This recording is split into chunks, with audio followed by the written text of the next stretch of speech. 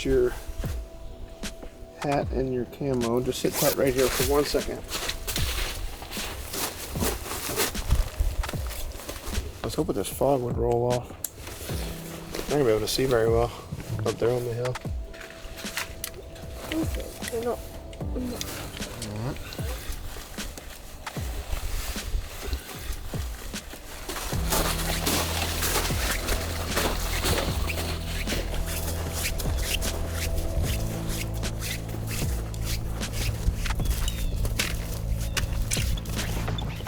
You ready to go, buddy?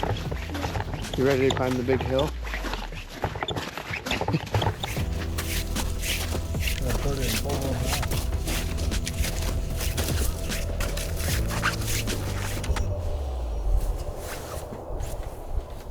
Well, welcome back to the chase. It is Sunday, December 15th, and I'm with Tate out at the home farm. We're at the cherry tree blind, and Dave's with us filming. We're still all really excited after Xander caught up with the big 6 yesterday out here. We had a big ice storm come through Iowa yesterday, starting at like midnight. Everything was covered in ice, but it warmed up just enough for us to make it out here safely. And Xander was able to catch up with that big 6-pointer that we have 3 years of history with on the bottom plot. Tonight, we've made a shift. Tate's the last one with the unfilled youth tag. And we're up at the cherry tree. This is the first sit out of this setup. We've got a couple of acres of standing beans. And then we put our fall fertilizer on. We put our cover crop of rye in. And the rye's coming up pretty good. I put some rut greens, cold climate, in the crossing here like I do every year. So I've got a few turnip bulbs there. And then we've got cut corn on this side of the field. So if you guys remember me hunting out of this spot, the cherry tree is literally right behind the blind. It's a great little bow setup. We're on the peak of the hill, and there's 40 yards to either side of the big drop-offs to the timber. So it's a natural cruising funnel for the rut. And then this big bowl is where a lot of deer bed, and so having the food just tight to the bedding, we can sneak up the big hill with the southwest wind, pop in the back of the blind, and then we don't disturb any of the bedding. So we've got a big bowl, timber bowl over there, and a big bowl right here. And it's warmer today. It's like 34 degrees. It's really foggy today. It's been foggy all day long. I was hoping this fog would lift by now, but no such luck. Who's our main target? Marty. Marty's a 6.5-year-old buck. It's kind of funny. We were looking back at the footage for the Krusty hunt as we're building it, and back in 2022, it's Krusty and Marty as 4-year-olds sparring in the back plot. And it's just neat to see some of that footage from back in the day. We weren't necessarily paying too much attention to those younger bucks, but it's fun to have history with all these animals. You ready to go, buddy? Yeah. You excited? Me too. Thanks for coming out. Thanks for you, Dave, for coming out. We're going to see if we can do 2 nights in a row with the boys. That'd be cool, huh? Xander killed last night and you could kill tonight. Wouldn't that be cool? Yeah. We've got about a little over 2 hours to go. I'm going to sit back and enjoy the afternoon.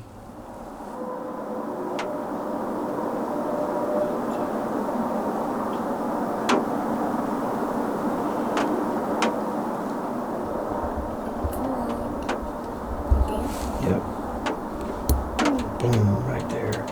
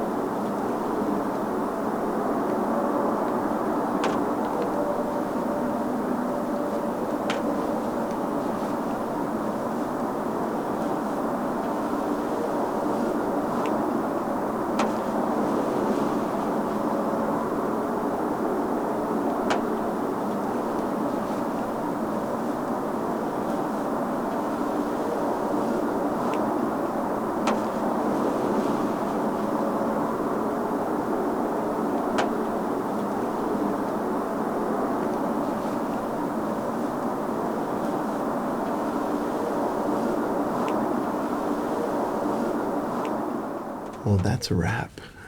We just ran out of camera light, and there's probably 6 or 7 antlerless deer that ended up popping up in the beans right here in the last 15 minutes. And then we had a nice 3-year-old 10 that we actually filmed here in Velvet, back here in the standing corn. We didn't get any footage of him, but he kind of joined up with those other 5 young bucks. So a little bit slower than we would have liked, but fun nonetheless. Don't you think, Tate? Mm-hmm. Yeah. And we'll be back out, so we probably won't hunt much this week, but we'll be back out next Saturday and Sunday. And then, as I mentioned, on Monday the 23rd, the second split of archery and late muzzleloader opens. So we're going to try to get Tate's tag filled next weekend with the 350 Legend, and then we'll switch over to using the crossbow for the late muzzleloader season for the kids. Thanks for coming out. You tell Mr. Dave thank you. Thank you.